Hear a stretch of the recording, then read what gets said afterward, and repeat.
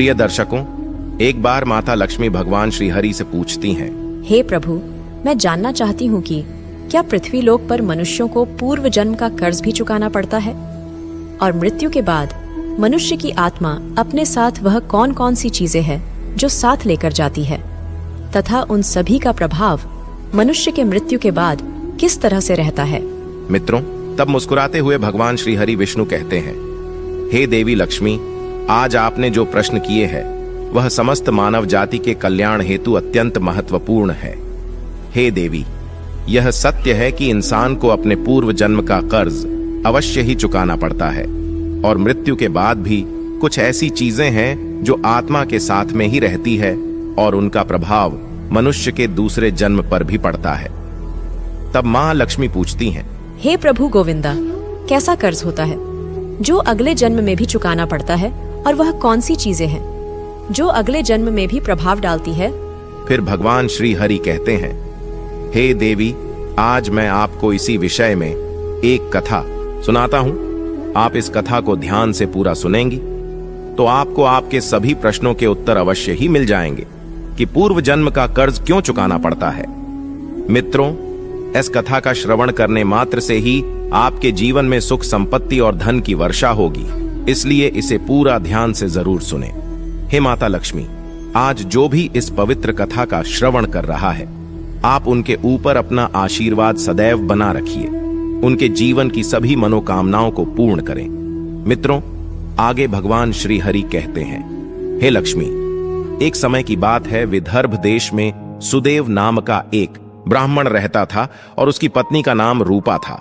वह अत्यंत गरीब घर में जन्मा था, लेकिन वह अत्यंत बुद्धिमान और मेहनती था। जब वह निर्धन था तब उसे धन की अधिक लालसा नहीं थी, लेकिन अपनी मेहनत के जोर पर जैसे जैसे उसके पास धन का संग्रह होने लगा, तब वह दिन रात उस धन को बढ़ाने की चिंता में डूबा रहता। उसकी पत्नी रूपा भी धन की अत्यधिक लालची स्त्री थी। आप तो जानती ही है कि धन की तृष्णा ऐसी होती है जो बढ़ते धन के साथ साथ बढ़ती ही जाती है। सुदेव अब ऐसा सोचता था कि काश उसे कोई ऐसी युक्ति मिल जाए जिससे कुछ ही दिनों में धन में हजारों गुना बढ़ोतरी हो जाए। हे लक्ष्मी, पहले वह धन को चंचल और हाथ का मैल समझता था और कहता था, धन का क्या है, वह तो हमेशा आता जाता रहता है। लेकिन तब वह मूर्ख था। अब उसकी आंखें खुल गई थीं और वह धन का अत्यधिक संग्रह करने लगा। उस धन से दान धर्म आदि करने लगा तथा वह साधु और महंतों की सेवा में लगा था। पहले उसकी ईश्वर में बड़ी ही श्रद्धा थी, किंतु समय के साथ साथ धन के लालच की भड़कती हुई ज्वाला ने उनके अन्य सभी सद्गुणों को भी जला दिया। धन की लालसा ने उसकी अंतरात्मा को हमेशा के लिए नष्ट कर दिया। पहले जब भी सुदेव के द्वार पर कोई साधु महात्मा आते तो उसका मुख फूलों की तरह खिल उठता था, परंतु अब आदर सत्कार के समय मुख पर निराशा और मायूसी ही रहती है। मित्रों, भगवान श्री हरि कहते हैं, हे लक्ष्मी, एक बार की बात है, संध्या का समय था। सुदेव के द्वार पर एक साधु आकर रुका और बोला, हे पुत्र, मैं एक यात्री हूं और आगे हरिद्वार को जाना है। आज की रात बिताने के लिए साधु को स्थान मिल जाए तो अच्छा होगा। मैं बड़ी ही आशा से आपके द्वार पर आया हूं। उस साधु का मुख संतोष की मूर्ति था, आंखों में अमृत और मुंह में शहद सी मिठास, जिस कारण से सुदेव का हृदय भक्ति भाव से भर गया और वह उन्हें प्रणाम करते हुए बोला, जरूर महात्मा, आपकी सेवा करना तो मेरा परम धर्मम है। तब वे साधु मुस्कुराते हुए कहते हैं, बेटा, आजकल के समय में तुम्हारे जैसे भक्ति भाव वाले पुरुष कहीं विरल ही मिलते हैं। इस संसार से धर्म का भाव ही जैसे उठ गया है। इस प्रकार से साधु के मुख से अपनी प्रशंसा सुनकर सुदेव का हृदय खिल उठा। उसको ऐसा प्रतीत हुआ मानो उन्हें स्वर्ग में ही स्थान मिल गया हो। उनके होठों पर शब्द आ ही गए थे, लेकिन उन्हें दबा दिया और उन्होंने कहा, महाराज, अगर हम आप जैसे संतों की सेवा नहीं करेंगे तो इस मानव जीवन का क्या लाभ। ऐसा कहते हुए सुदेव उन महात्मा को अपने घर के अंदर ले गया। जब उन्होंने घर में प्रवेश किया तब सुदेव ने उनके स्वागत सत्कार में कोई कमी नहीं छोड़ी। उन्हें खाने के लिए स्वादिष्ट भोजन बनवाया, नाना प्रकार की मिठाई बनवाई। उसके बाद दाल और सब्जियों में इतना घी डाला जैसे नदी की धारा में जल बहता है। भले ही सुदेव उन महात्मा को इतने पौष्टिक आहार देने के पक्ष में नहीं थे, लेकिन इस महात्मा की बातों में कुछ ऐसी शक्तियां थीं कि उनके वर्षों पुराने विचार चंद पलों में बदल गए, जैसे सूखी धरती पर एक दिन की बारिश से हरियाली छा जाती है। इस भक्ति भाव से महात्मा का दिल खुश हो गया। रात भर बातें होती रहीं, ज्ञान और भक्ति की चर्चाएं चलती रहीं। अंत में सुदेव ने पूछा कि महात्मान, आप साधु कैसे बने? साधु ने हंसकर उत्तर दिया, बेटा, बुढ़ापा आ गया है, अब क्या सारी उम्र गृहस्थी में ही फंसा रहूंगा? कुछ हरि भजन भी तो करना चाहिए। ईश्वर कृपा से बहुत धन कमाया है। मेरे 4 पुत्र हैं और एक कन्या भी है। अब सारी धन दौलत उन्हें बांट दी है और अब तीर्थ यात्रा को जा रहा हूं। फिर कुछ समय के पश्चात सुदेव ने साधु की तरफ देखा और पूछा, तो आपने अपना सब कुछ बच्चों को दे दिया या अपने पास भी कुछ रखा है? तभी साधु ने उत्तर दिया, बेटा, मेरे हाथ में जो यह लाठी देखते हो, यह अंदर से खोखली है। इसमें मैंने 500 सुवर्ण की मुद्राएं डाल रखी है। यात्रा में कभी कभी धन की आवश्यकता भी पड़ जाती है। यह कहते कहते साधु को नींद लग गई, लेकिन सुदेव की आंखें जाग रही थीं और यह सारी बातें उसकी पत्नी रूपा ने भी सुन तथा जान ली थीं। अब रात्रि का पहला पहर बीत गया था। वह बार बार महात्मा की लाठी को देख रहा था और मन ही मन कुछ सोच रहा था। अब उसके अंदर लोभ की माया का संचार हुआ, किंतु उसकी अंतर आत्मा इस घृणित कार्य को करने से रोक रही थी। किंतु वहीं मन की दुरात्मा सुवर्ण मुद्राएं पाने की जिद पर अड़ गई। कुछ समय तक इस संघर्ष में ही उसके मन का बुरा हाल हो चुका था कि तभी उसकी पत्नी उसके पास आकर बैठ जाती है और कहती है, स्वामी, आप किस गहरी चिंता में डूबे हैं? क्या आप भी वहीं कुटिल मंशा से सोच रहे हैं जो मैं भी सोच रही हूँ? इस महात्मा ने तो अपनी खूब सेवा करवा ली है, अब इन्हें कुछ तो हर्जाना भरना पड़ेगा। तब सुदेव कहता है, रूपा, मेरे मन में बड़ी ही दुविधा हो रही है। हमारा कर्तव्य है कि अतिथि की सेवा करें, किंतु अगर हम इनके धन को चुराते हैं तो पाप होगा। शायद हमें ऐसा नहीं करना चाहिए। तब उसकी पत्नी कहती है, अजी, आप कैसे फिजूल की बातें कर रहे हो? इस महात्मा की उम्र ढल चुकी है और क्या पता कब यह लुढ़क जाएंगे। वैसे भी अब यह अनाथ है और अपना अंतिम समय बिताने हेतु हरिद्वार जा रहे हैं। आप अपने मन को मत रोको और इन सुवर्ण मुद्राओं को ले लो। मुझे लगता है ईश्वर भी यही चाहते हैं। इसी कारण से ये महात्मा यहाँ पधारे हैं और जो बात सबसे गुप्त रखनी चाहिए उसे ही आपको बता दी है। तब सुदेव ठीक है ऐसा अपनी पत्नी को कहता है। मित्रों, भगवान श्री हरि कहते हैं, हे लक्ष्मी, अंततः लोभ ने धर्म को हरा दिया। सुदेव ने लाठी उठाई पर उनके हाथ पैर कांप रहे थे। उसकी अंतरात्मा ने एक बार फिर से फड़फड़ाना शुरू किया, लेकिन लोभ के दृढ़ हाथों ने उसे दबा दिया। तभी सुदेव और रूपा ने लाठी खोली और उसमें से सुवर्ण मोहरों को निकाल लिया और उनकी जगह सामान्य लोहे के सिक्के भर दिए। अगले दिन प्रातः सुबह महात्मा सुदेव और उसकी पत्नी की विनम्रता पूर्वक आज्ञा लेकर स्नान आदि करके अपनी अगली यात्रा के लिए तैयार हो गए। किंतु अभी भी सुदेव का दिल धड़क रहा था। उन्हें डर था कि कहीं साधु को शक ना हो जाए। इस ख्याल से उनका चेहरा पीला पड़त जा रहा था। लेकिन महात्मा को इस बात की कोई खबर ही नहीं थी। वे तो हंसते हुए बातें कर रहे थे और रात की मेहमान नवाजी के लिए बार बार धन्यवाद दे रहे थे। अपितु जाते समय सुदेव ने कहा, महात्मा जी, मेरे यहां संतान नहीं है। कृपया भगवान श्री कृष्ण से प्रार्थना करें कि उनके जैसी ही हमारे यहां संतान हो जाए। वैसे तो हम पापी हैं, हमारी प्रार्थनाओं का कोई असर नहीं हो सकता, किंतु आप तो महात्मा हैं, भगवान आपकी बात जरूर सुनेंगे। तभी मंद मुस्कान के साथ महात्मा ने उत्तर दिया, सुनेंगे या नहीं ये तो वही जाने, लेकिन मैं तुम्हें आशीर्वाद देता हूं कि भगवान श्री कृष्ण तुम्हें संतान दे। इतना कहकर वे महात्मा वहां से चले गए। मित्रों, भगवान श्री हरि कहते हैं, हे लक्ष्मी, अब जैसे सुदेव के सिर से एक बड़ा बोझ हट गया था। उन्हें ऐसा लगा जैसे महात्मा के जाने के साथ ही उनके दिल से एक पत्थर हट गया हो। किंतु वे दोनों पति पत्नी इस चोरी के फल से नहीं बच सकते थे। यह बात सुदेव का मन और मस्तिष्क भी अनुभव कर रहे थे, परंतु वह इस चोरी के प्रकट होने से वे बहुत डरते थे। चोरी का प्रकट होना प्रत्यक्ष था, हे लक्ष्मी, किंतु उसका फल भविष्य के किसी पर्दे में चुपचाप छिपकर सही अवसर की प्रतीक्षा में था। हे लक्ष्मी, मनुष्य वर्तमान समय के सामने भविष्य की परवाह नहीं करता है। वहीं दूसरी ओर जब वे महात्मा हरिद्वार में पहुंचे तो उनका हृदय अत्यंत प्रसन्न हो गया। यहां साधु संतों को देखकर ऐसी प्रसन्नता हुई मानो उन्हें सभी देवताओं के साक्षात दर्शन हो गए हों। उनका मन ईश्वर भक्ति में लीन हो गया। फिर अगले दिन उन्होंने उस मंदिर के मुख्य रसोइये को बुलाकर कहा, महाराज, मैं यहां दर्शन हेतु आने वाले सभी यात्रियों के लिए अन्नदान करना चाहता हूं और अब यहीं एक मेरी इच्छा बाकी है। कृपया आप हमें बताएं कि सभी लोगों के भोजन तथा निवास और वस्त्रदान के लिए कितना खर्च हो सकता है।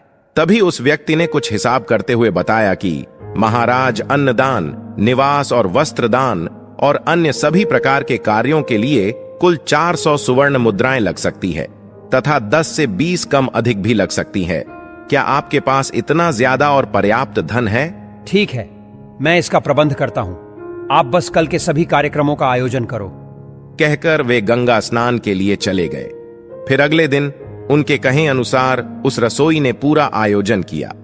हरिद्वार के परिसर में बड़ी ही धूमधाम और खुशी के साथ अन्नदान, वस्त्रदान, भजन आदि कार्यों को संपन्न किया। वहां मौजूद सभी लोग देखकर खुशी से कहने लगे, महात्मा स्वयं गरीब होकर कितने ही उदार है और जिनके पास धन की कोई कमी नहीं होती है। वे व्यर्थ के दिखावेबाजी में लुटा देते हैं, बेटों के विवाह पर उड़ा देते हैं, परंतु धर्म की राह पर एक कौड़ी भी खर्च नहीं करते। यह एक नेक दिल मनुष्य है जिसने अपना धर्म समझा और धर्म के सामने धन का मोह नहीं देखा। तब अपनी प्रशंसा सुनकर महात्मा के खुशी का कोई ठिकाना न रहा। उनका हृदय आनंद से भर प्रसन्न हो रहा था। किंतु हे लक्ष्मी, वहीं दूसरी ओर उसका भाग्य रो रहा था। जब संध्या हुई, महात्मा ने अपने कमरे का दरवाजा बंद किया और लाठी को खोलकर देखा तो लाठी के अंदर लोहे सिक्के के देखकर उसका हृदय कांप गया। उसे ऐसा प्रतीत हुआ मानो वह कोई भयानक स्वप्न देख रहा हो। उसे अपनी आंखों पर यकीन नहीं हो रहा था। वह चाहता था कि यह स्वप्न जल्द से जल्द टूट जाए, पर यह कोई ऐसा स्वप्न नहीं था जिससे नींद खुल जाए। उसने बार बार अपनी आंखें मल मल कर देखा, पर सिक्के वहीं थे। अब उस महात्मा को थोड़ी ही देर में रसोइयों को हिसाब कर उनका धन लौटाना था। उसने सोचा, अब क्या होगा? अपमान की छवि उसकी आंखों के सामने खींच गई और कहने लगा, हे प्रभु, आप मुझे क्षमा करें। और महात्मा कांपते हुए खड़े हो गए। उन्हें अपमान का ख्याल अपमान से भी ज्यादा डरावना लग रहा था। अब उनमें इसे सहन करने की शक्ति नहीं थी। वे कुछ देर तक सोचते रहे और उन्होंने अचानक से दरवाजा बंद कर दिया और साथ ही उम्मीदों के द्वार भी बंद हो गए। महात्मा ने चारपाई की रस्सियों को निकाला और उन्हें छत से लटका दिया। अब मौत दरवाजे पर खड़ी थी कि तभी महात्मा की अंतरात्मा ने उपदेश दिया, दिमाग ने भी सलाह दी कि यह तुम क्या कर रहे हो? आत्महत्या सबसे बड़ा निंदनीय कर्म है, ऐसा मत करो। पर निराशा ने हर तरफ से हरा कर रख दिया। महात्मा का चेहरा मृत व्यक्ति की तरह सफेद पड़ गया था। तब उसने चारपाई पर खड़े होकर अपनी गर्दन में फंदा डाला और कांपते हुए पैरों से चारपाई को ठोकर मार दी। वह महात्मा फांसी पर झूल गया और उसकी मौत हो गई। जहां सुबह बहुत सुखपूर्वक शांत थी, लेकिन किससे पता था कि शाम इतनी दुखद होगी। कुछ ही समय बाद यह घटना का चारों ओर बोलबाला हुआ। यह सब देखकर उस रसोई ने ही महात्मा का अंतिम संस्कार किया और फिर से भगवान का नाम लेकर अपने काम में लग गया। मित्रों, भगवान श्री हरि कहते हैं, हे लक्ष्मी, वे महात्मा तो मर गए, लेकिन उनका आशीर्वाद अभी भी जीवित था। 1 साल के भीतर ही चोर ब्राह्मण सुदेव के घर में एक पुत्र का जन्म हुआ। इस अवसर पर सुदेव ऐसे प्रसन्न थे मानो सारे संसार का धन उसे मिल गया हो। अब तो अंधेरे घर में प्रकाश छा गया था। उनके पैर धरती पर ना पड़ते थे। उसने बालक का नामकरण संस्कार बड़ी ही धूमधाम से किया। इस उत्सव के अवसर पर एक नगर भोज दिया गया। उस दिन सुदेव ने अपनी सारी जिंदगी की कंजूसी निकाल दी और धन को पानी की तरह बहाया और बालक का नाम आत्मदेव रखा गया। जैसे जैसे वह आयु में बढ़ता जाता, सुदेव की कामनाएं पल्ला पसार रही थीं। आत्मदेव बहुत ही सुशील और भगवान का उपासक बालक था। उसकी तीक्ष्ण बुद्धि देखकर आश्चर्य होता था। लोग कहते थे कि यह कुल का नाम बढ़ाएगा। सुदेव यह सुनकर फूले न समाते, उसकी शरारतों को और चंचलता को देखकर उनका प्यार और भी बढ़ता जाता था। इसी प्रकार 6 वर्ष बीत गए। आत्मदेव शिक्षा ग्रहण करने हेतु आश्रम में गया। वहां भी उसके गुणों का विकास होने लगा। वह हमेशा अपनी कक्षा में अव्वल आया करता था। सुदेव यह देखकर ईश्वर को धन्यवाद करता था, लेकिन कभी कभी जब उन्हें उस महात्मा के साथ अपने दुर्व्यवहार की याद आती तो उनके दिल में चुभन होती और उनकी आत्मा पर एक अनजाना सा डर छा जाता था। उन्हें बार बार अपने ऊपर गुस्सा आता था। वे अक्सर मन ही मन दुखी होते रहते और मन ही मन कहते कि मेरी बुद्धि कैसी खोटी थी, मैंने ऐसी मूर्खता क्यों की होगी। लेकिन बीता हुआ समय उनके हाथ में नहीं आ सकता था। उन्होंने सुवर्ण की 500 मोहरों को एक लाल वस्त्र में बांधकर संदूक में रख दिया और यह निश्चय किया कि वे उस महात्मा को वापस दे देंगे। फिर उन्होंने महात्मा की खोज शुरू कर दी। कई लोगों को भेजा, लेकिन वे उस महात्मा तक नहीं पहुंच सके। इतना समय बीत गया कि अब सुदेव उस घटना को भूल गए थे, परंतु वह सुवर्ण मुद्राएं अभी भी एक लाल वस्त्र में लिपटी हुई उसी संदूक में पड़ी थी। मित्रों, भगवान श्री हरि कहते हैं, हे लक्ष्मी, समय गुजरता गया और आत्मदेव अब 20 वर्ष के हो गए थे। साथ ही उसे एक बीमारी ने जकड़ा और आत्मदेव के इलाज में काफी धन का खर्च हो रहा था। फिर एक दिन अचानक सुदेव अपनी पत्नी रूपा और बेटे आत्मदेव के साथ हरिद्वार के लिए निकल पड़े।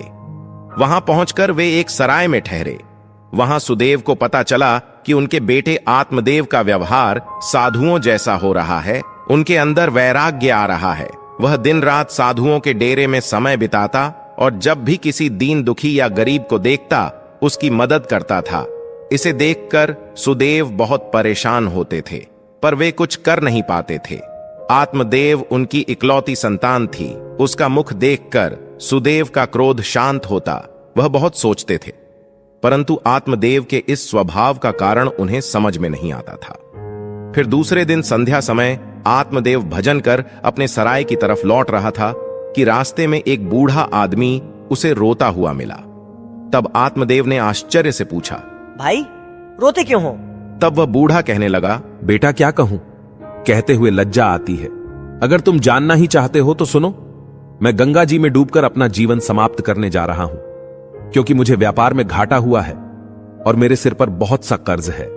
व्यापार में भी नुकसान हुआ है और कर्ज भी है। आत्मदेव कहता है, पर यह तो छोटी सी बात है। उस बूढ़े व्यक्ति ने अजीबो गरीब नजरों से आत्मदेव की ओर देखते हुए कहा, मुझे अपना कर्ज चुकाना है, नहीं तो मेरे पास आत्महत्या करने के अलावा कोई विकल्प ही नहीं है। तब आत्मदेव कुछ देर तक चुप रहे। यह मौन उस दुर्भाग्यशाली बूढ़े व्यक्ति के लिए एक उम्मीद बन रहा था। उनके आंसू थम गए और फिर आत्मदेव ने पूछा कि महाराज, आपको कितने धन की आवश्यकता है? कृपया आप हमें बताएं। मित्रों, जब इंसान निराश हताश होता है तब उसे हर कदम पर उम्मीद नजर आती है। उस बूढ़े व्यक्ति ने हिसाब लगाकर जवाब दिया और कहा कि मेरे सिर पर लगभग 500 सुवर्ण मुद्राओं का कर्ज है। आत्मदेव फिर से कुछ देर के लिए चुप रहे। फिर उन्होंने कहा, महाराज, आप चिंता मत करो। आप बस इसी गंगा के तट पर मेरी प्रतीक्षा करो। बस मैं अभी वापस आता हूं। आपके लिए मैं कहीं से धन का संग्रह कर ले आता हूं। तब बूढ़े आदमी ने कहा, बेटा, यहीं पास में ही मेरी एक धर्मशाला है, तुम वहीं आ जाओ। उसी समय आत्मदेव भागते हुए वापस सराय में आ पहुंचे। उस समय उसके हृदय में हलचल सी मची हुई थी। उसका चित्त व्याकुल था। वह चाहता था कि जितनी जल्दी हो सके बूढ़े बाबा का संकट दूर कर दें। उसे किसी दिव्य शक्ति ने विश्वास दिला दिया था कि इस बूढ़े बाबा की सहायता करना मेरा धर्म है। वह एक विशेष भावुकता के साथ अपने सराय पर पहुंचा। तब उसके माता और पिता दोनों कहीं बाहर गए हुए थे। अब आत्मदेव का रास्ता साफ हो गया था। उसने संदूक पर जो ताला लगा हुआ था उसे एक पत्थर से तोड़ दिया। फिर से संदूक को खंगालना शुरू कर दिया। निराशा ने अपनी जगह बना ली थी, लेकिन आशा ने बंधन बांध दिए थे। तभी अचानक आशा की एक किरण नजर आई। आत्मदेव के हाथ में वह लाल वस्त्र आ गया। उन्होंने उसे कांपते हाथों से खोला और उनका दिल कमल की तरह खिल उठा। उस रूमाल में पूरी 500 सुवर्ण मुद्राएं थीं। यह वही सोने की मुद्राएं थीं जिन्हें सुदेव ने कभी एक महात्मा से चुराया था। जब मुद्राओं की गिनती की तो वे पूरी 500 ही निकली। आत्मदेव का दिल प्रसन्नता से भर गया और उसने वह मुद्राएं अपनी जेब में डाली और वस्त्र को वापस संदूक में रख दिया तथा अति उत्साह के साथ उसी बूढ़े बाबा के पास जा पहुंचा और उन्हें वह मुद्राएं दी।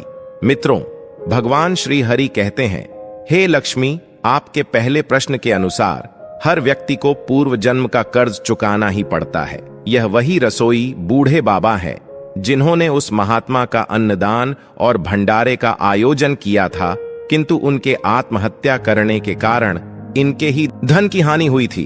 और आत्मदेव वही महात्मा है जो सुदेव के घर में जन्म लेकर अपना कर्जा चुकाकर मुक्त हुआ है। हे लक्ष्मी, अब आगे सुनो। होनी को कुछ और ही मंजूर था। जब आत्मदेव वापस लौटा तो उसके मन में एक अनोखी शांति थी, मानो कि उसका जन्म इसी कार्य को पूर्ण करने हेतु हुआ था। अब उसकी बीमारी ने उसके ही प्राणों की आहुति ली। वहीं जब दूसरे दिन सुबह यह बात सुदेव और रूपा को पता चली कि उनका पुत्र मृत्यु को प्राप्त हो चुका है, इस दुख के कारण उनका हृदय अत्यंत पीड़ा से भर गया और निराशा के साथ उन्होंने भी अपने प्राणों को त्याग दिया। जब उन तीनों की मृत्यु हुई तो उसी रसोई ने उनका अंतिम संस्कार किया। हे लक्ष्मी, जब उन तीनों की आत्माओं को यमराज के दरबार में लाया गया तब यमराज ने आत्मदेव को स्वर्ग में भेज दिया।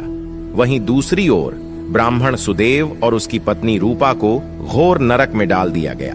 तत्पश्चात उन दोनों को ही अपाहिज बनाकर धरती लोक पर कुत्ते के रूप में जन्म लेकर वापस भेज दिया।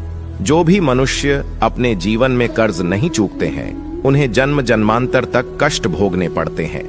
इसीलिए मनुष्य को कभी भी किसी भी प्रकार का एहसान और कर्ज चूकते करने चाहिए। मित्रों, भगवान श्री हरि कहते हैं, हे लक्ष्मी, आपके दूसरे प्रश्न के अनुसार मृत्यु के पश्चात भी 5 ऐसी चीजें हैं जो शरीर का साथ नहीं छोड़ती हैं और मृत्यु के पश्चात भी उस आत्मा के साथ ही रह जाती है।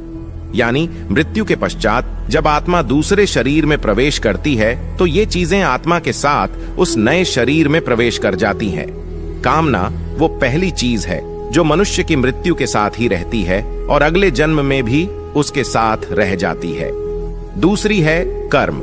मनुष्य इस जीवन में पुण्य कर्म और अच्छे कर्म करता है तो अगले जन्म में भी उस मनुष्य को सुख, शांति और समृद्धि की प्राप्ति होती है।